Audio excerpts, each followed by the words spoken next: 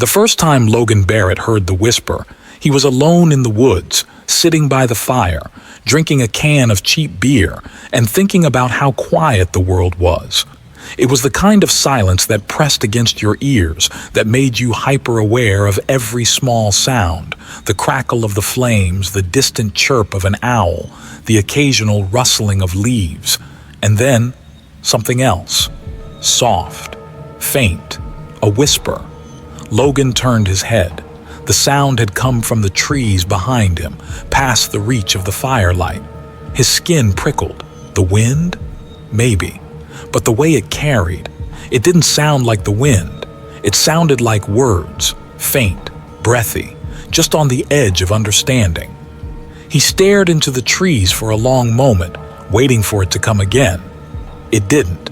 The fire crackled. He let out a breath, shook his head. Probably nothing.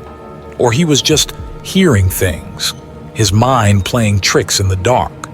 Still, he reached over and adjusted the angle of his Sony night vision camera, making sure it was pointed toward the woods, just in case. Day 2. The next morning, Logan brewed a pot of black coffee over his camp stove and pulled the memory card from his camera. He wasn't a professional filmmaker, but his YouTube channel had a decent following.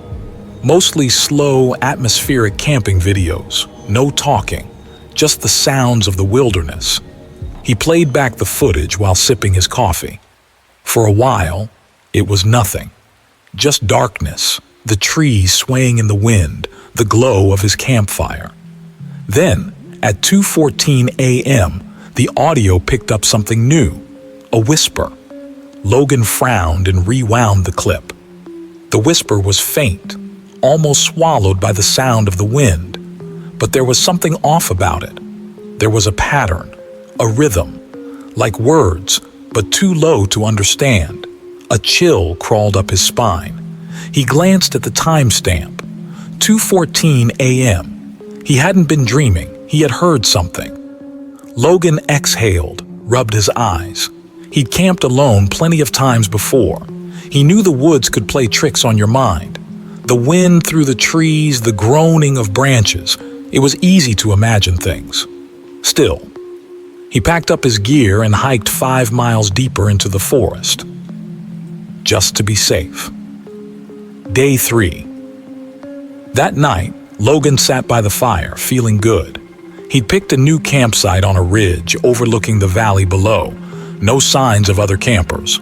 No weird noises. Nothing. Maybe he'd just been spooked last night. Maybe it really had been the wind. He finished his dinner, set up his camera, and crawled into his tent, feeling stupid for letting himself get rattled. But at 1:52 a.m., he woke up cold. Not just chilled, cold. The kind of cold that sank into your bones, that made your fingers feel stiff and useless. And then, a whisper outside the tent. Logan's body went rigid. This time, it was closer. A soft, breathy sound just past the nylon walls. His fingers tightened around his flashlight. He swallowed hard, feeling his pulse hammer in his throat. The whispering continued. It wasn't wind. It was a voice, and it was saying his name. Logan squeezed his eyes shut. No way. He was imagining it. He had to be. He took a slow breath, forced himself to move. He unzipped the tent just enough to peek outside, his hands shaking. The fire had burned down to embers. The night vision camera's red recording light glowed in the dark. And the trees weren't moving. No wind, no sound. The whispering stopped. Logan's breath came out shaky. The night was still, the forest dead silent. Nothing was there. He stayed awake until dawn, listening. The whisper never came back. Day 4. Logan didn't waste time. As soon as the sun was up, he checked the footage. And this time, it wasn't just one whisper. It started at 1:52 a.m., soft and distant, a woman's voice. At 1:56 a.m., the whisper came again, louder, closer. At 2:14 a.m., the camera picked up something new, the sound of breathing. Logan's stomach turned to ice. His own breathing on the footage was steady, slow. But this was wet, raspy, like something standing just behind the camera. And then the whisper spoke, clear, sharp. "Let me in." Logan slammed the laptop shut. His skin felt tight, his breath coming short. He needed to get out of here. Now. The last night he packed up, hiked fast, didn't stop, didn't look back. He reached his truck just as the sun was setting, tossed his pack in the bed, got behind the wheel. But as he turned the key, something whispered, right in his ear. "Logan." His body locked up, his stomach dropped. The whisper wasn't outside anymore. It was inside the truck. His head snapped to the passenger seat, and he saw her, a woman, long black hair hanging in a tangled mess over her face, pale skin, stretched too thin over her bones. But her eyes were missing. Empty, black sockets stared back at him. Her lips moved, and this time, Logan understood the whisper. "You heard me." The engine roared as he slammed on the gas. His tires kicked up gravel as he peeled out of the lot, hands shaking so bad he could barely grip the wheel. He didn't stop driving, didn't check his mirrors, didn't check the footage, didn't listen, not until the next night, when he woke up at 2:14 a.m.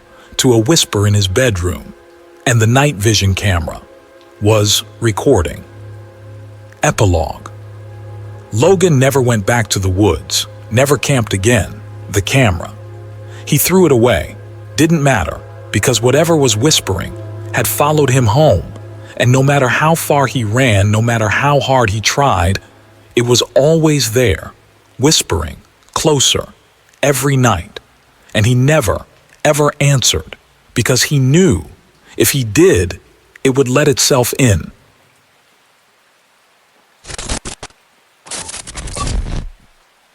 The Hitchhiker's Last Camp 1.